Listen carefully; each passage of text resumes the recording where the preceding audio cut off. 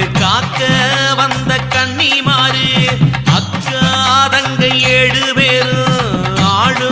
கோட்டை எடைய கோட்டை நம்ம மக்களையாரு சொந்த பந்தம் நின்னு காக்க